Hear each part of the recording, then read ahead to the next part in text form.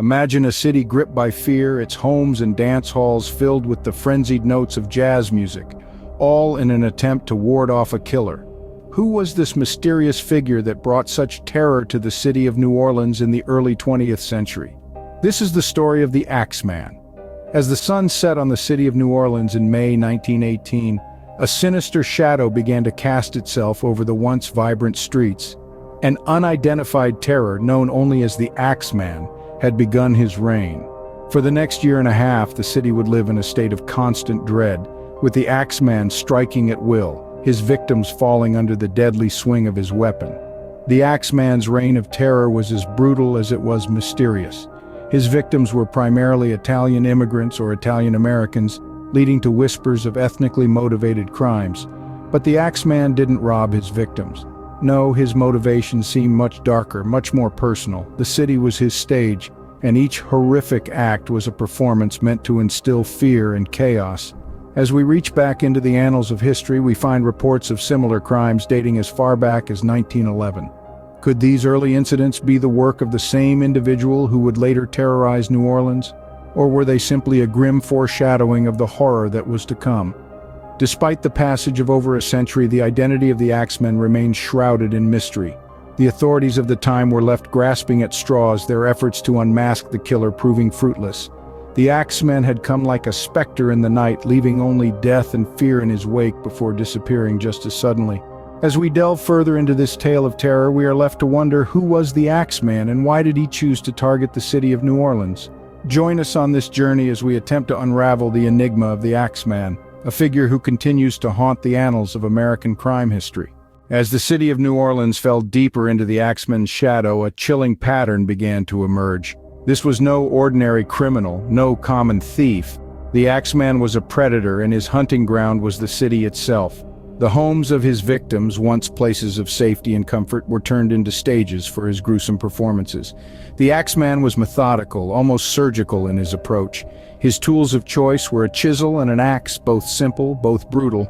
In most cases, he would remove a panel on the back door of a home with the chisel, leaving it on the floor near the door as a signature of sorts.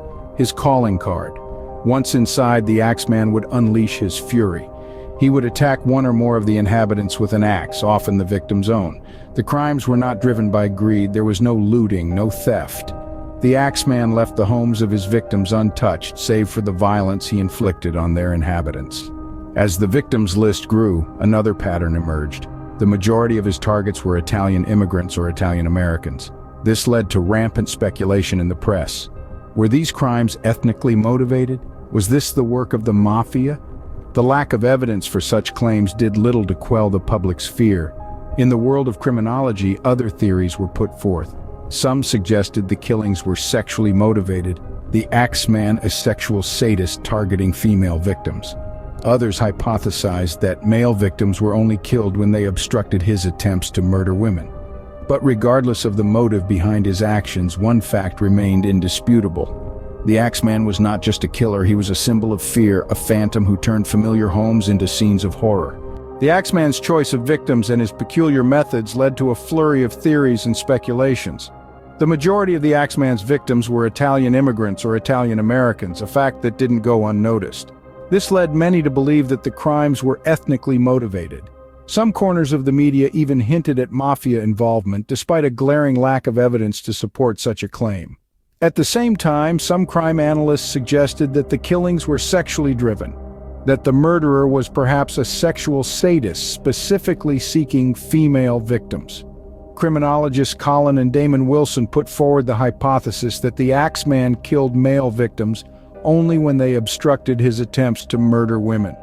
This theory found some support in the cases where the woman of the household was murdered, but not the man. However, perhaps the most peculiar theory surfaced from a piece of written correspondence, allegedly from the Axeman himself.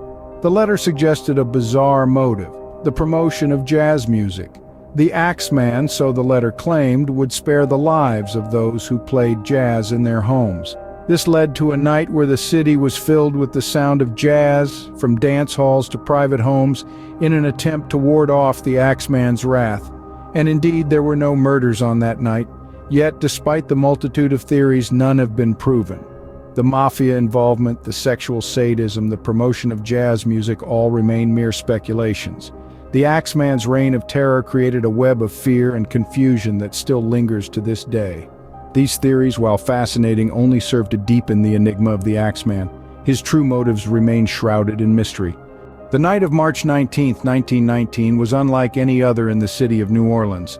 The city, gripped by fear, was about to experience an evening of jazz like never before. A letter had been published in the local newspapers, allegedly from the Axeman himself.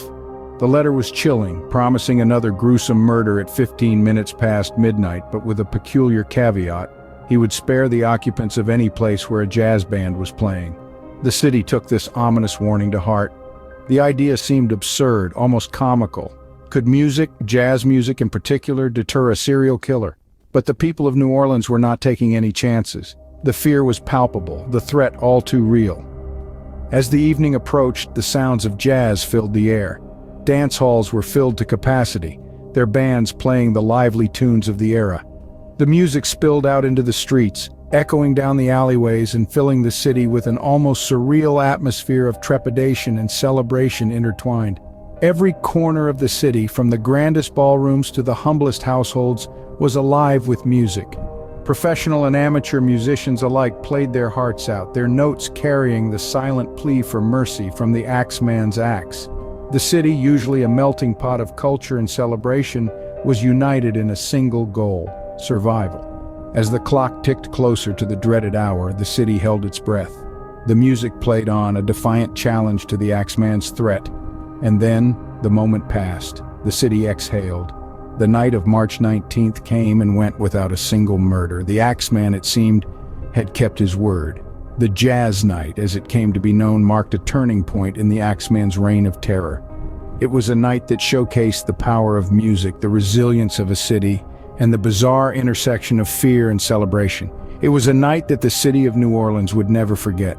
Though the Axeman's reign ended as abruptly as it began, his legacy continues to haunt the city of New Orleans.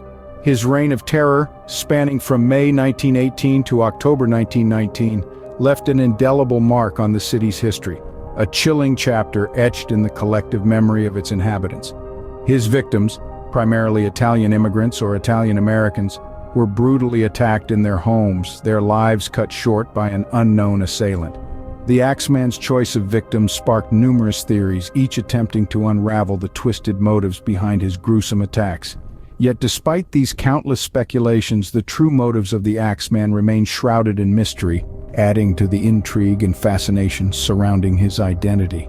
The Axeman's reign of terror wasn't just confined to the streets of New Orleans. His influence seeped into popular culture, inspiring books, films, and music, each retelling his tale with a unique spin. His chilling letter, promising to spare any home filled with the sounds of jazz, has been immortalized in numerous works of fiction, the eerie promise serving as a testament to his truly macabre sense of theatrics. The Axeman story has also found a place in the world of true crime, with researchers and enthusiasts alike delving into the depths of his crimes, attempting to piece together the puzzle he left behind. His identity, his motives, his sudden disappearance, each aspect of his story serves as a tantalizing mystery, a baffling enigma that continues to captivate the minds of those who dare to delve into the darker corners of human nature.